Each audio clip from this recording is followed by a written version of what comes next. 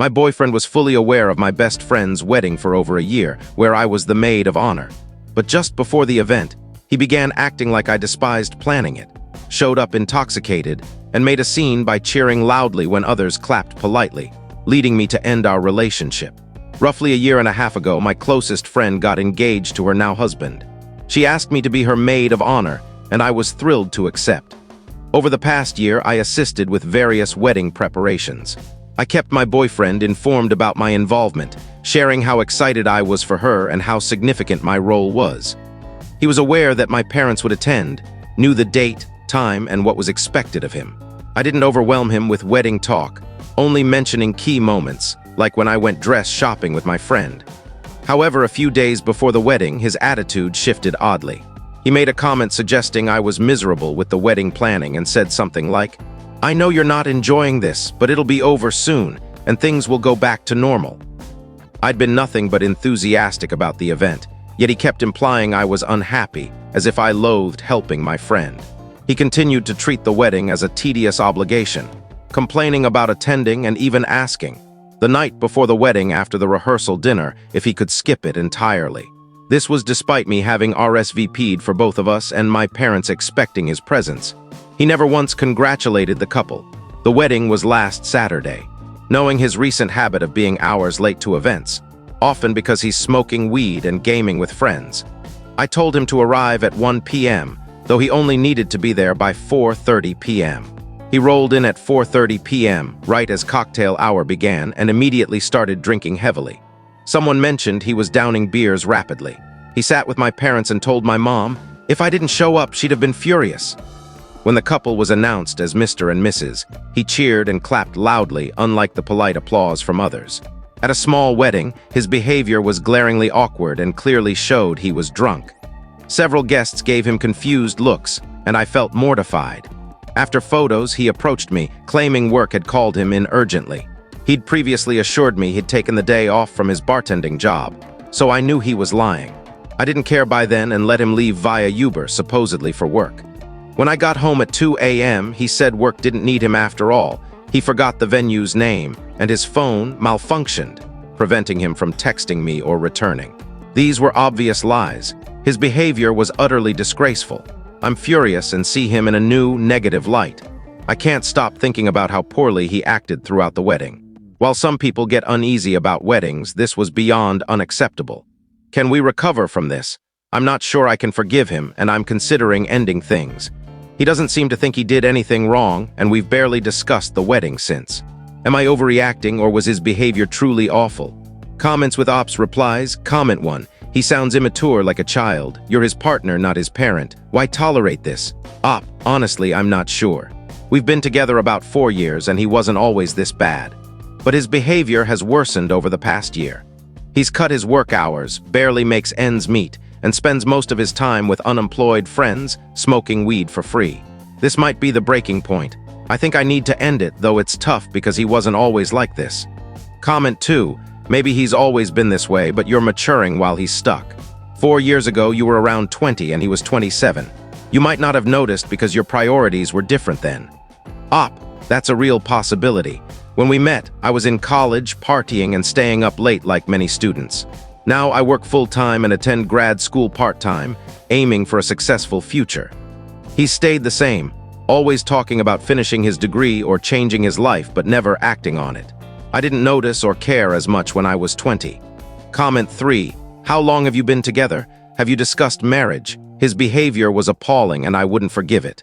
Maybe he got scared you'd expect a proposal, seeing you so excited, and sabotaged things because he's immature. Op, we've been together about 4 years. We've talked about marriage. He's mentioned it would be great someday, but I said I wanted to finish grad school and move into a house first. Now I'm reevaluating everything. After reading responses, I don't think I can forgive him. Comment 4. What's the point of staying with him? He sounds terrible. I'm shocked he's 31, not in his early 20s. My boyfriend dislikes big events but communicates honestly, and we agree on which ones he attends. Your guy's lies and manipulations are too much for his age. How do you even communicate with mutual respect? My advice, end it.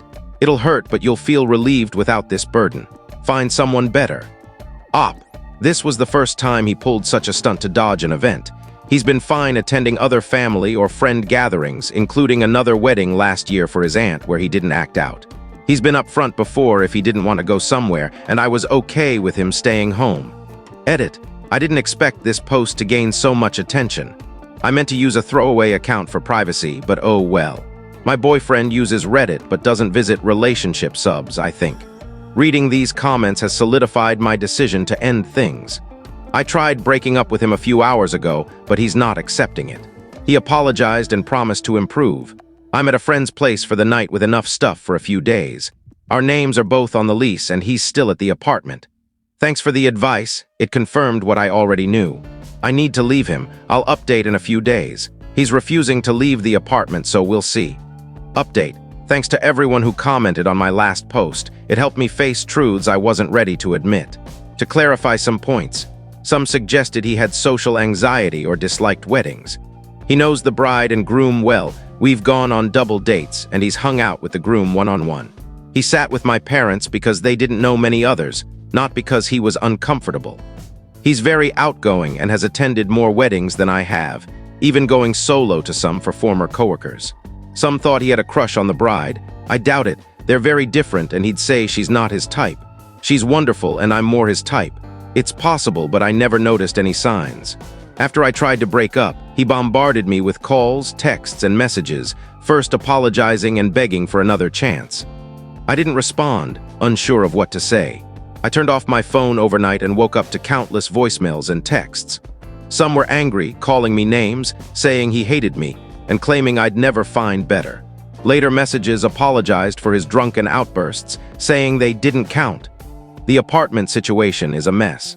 Removing my name from the lease requires both our signatures and a fee, which he refuses to sign.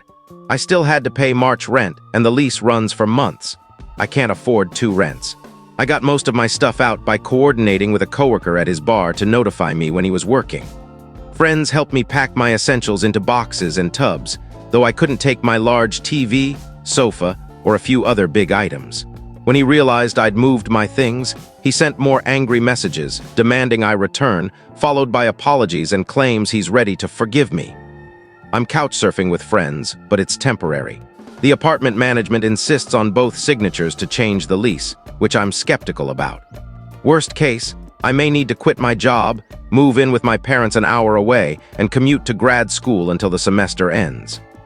Next story, I'm a divorce attorney who dated a woman for months, then learned during a settlement meeting that she was my client's wife, causing me to drop my briefcase in shock, and he asked if I was kidding. This happened a few months ago, but a recent online skit reminded me of it. For context, I'm a divorce attorney with 8 years in family law, handling mostly routine cases where people want to legally separate and move forward. Last March, I took on a simple divorce case for a client I'll call Tom. He was a decent guy, separated from his wife for over a year and wanted to finalize the divorce. It seemed straightforward with a fair retainer, and I expected to resolve it quickly. Tom was calm, not out to cause drama. Around the same time, I started dating a woman named Lisa, whom I met at a cafe near my office. We connected well, and she mentioned she was divorcing but didn't elaborate.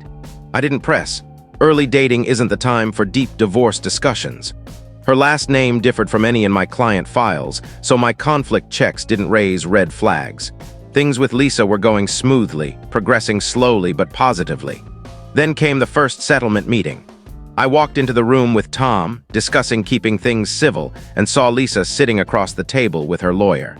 I froze mid-sentence, my briefcase slipping from my hand and hitting the floor loudly. Lisa paled. Tom glanced between us, and I could see him piece it together. "Are you serious?" he said, his tone sharp but controlled. Lisa teared up, her attorney looked uncomfortable, and I felt like a complete fool. I excused myself to speak with Tom privately. He was understandably upset, questioning how long I'd been seeing her, whether I knew who she was, and if this was a ploy to undermine him. I explained I'd been casually dating his wife for months, unaware of her identity. He was skeptical, asking how a lawyer could miss such basic details. I showed him my intake notes to prove her name hadn't flagged, explaining our conflict check process to convince him it was an honest mistake, not sabotage. After about 20 minutes, he accepted it was bad luck, though he was frustrated about restarting with a new lawyer. I had to withdraw due to the personal conflict, which meant filing a motion, transferring files, and refunding unused fees. A logistical headache. Lisa and I didn't speak for 2 weeks. We were both humiliated. Her lawyer seemed wary, as if suspecting a scheme. It was my error for not catching the conflict, despite it being unintentional. I should have had better checks in place. Tom later texted, upset about the delay, and I couldn't blame him. My malpractice insurance premium also increased after reporting the conflict. Comment with Op's reply, comment, you cost him time and money since his new lawyer had to redo your work. Did you and Lisa keep dating? Op. Addressing some questions here. Lisa used a different social name than Tom provided, and her legal name was in her file, but our checks missed it. I didn't connect the dots. Our relationship wasn't deeply serious. I've been overworked with a heavy caseload, and yes, I could have prevented this. It was a major mistake. Based on her reaction, I don't think Lisa knew either. She's a workaholic too. All communication went through her lawyer. We stopped dating for obvious reasons. I used a throwaway to keep this from being linked to me or my firm, not a bot. Update, 7 months after the incident, things are still messy.